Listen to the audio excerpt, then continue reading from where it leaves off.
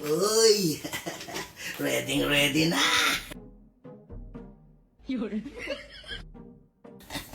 Yari ka ngayon. 15 minutes later.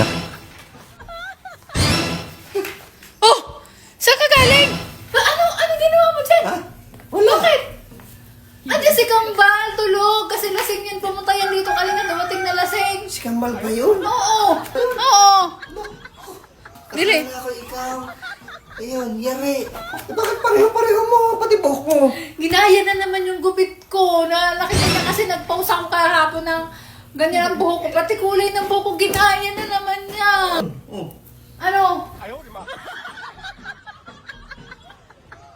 Ginawa mo dyan? Kaya pala suwabing-suwabi ang entrada eh. Anong entrada sinasabi mo?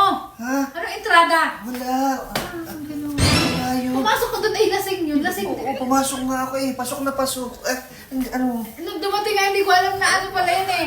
Nung dumating ay nagulat ako pareho kami ng gupit kasi nakita daw niya sa Facebook, pakupit daw ako, tapos nagpakulay ako, ginaya na naman yung gupit ko, pati kulay ng buhok ko. Ayan. Hindi ko, akala ko ikaw yun eh.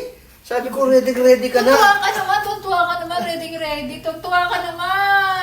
Ano na naman ang ginawa ko kasi, ano naman ang ginawa ko, hindi ka kasi nagtatanong, alam mo naman ang amoy dun, Paano magtatanong? Akala ko nga, asawa ko ang nararito, oo. Alam mo naman ang amoy nun, hindi mo muna inamoy, alam mo ang amoy nun, saka amoy ko, dapat Ay, yun, oo nga. yun na lang ang palatandaan mo. Ay, ang bango-bango nga. Ay, alam mo, ano? Ay, Ano naku. amoy nun? Ang bango.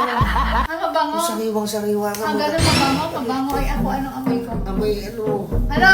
Ayusin mo! amoy matanda. Ayaw, di ba? Amoy ko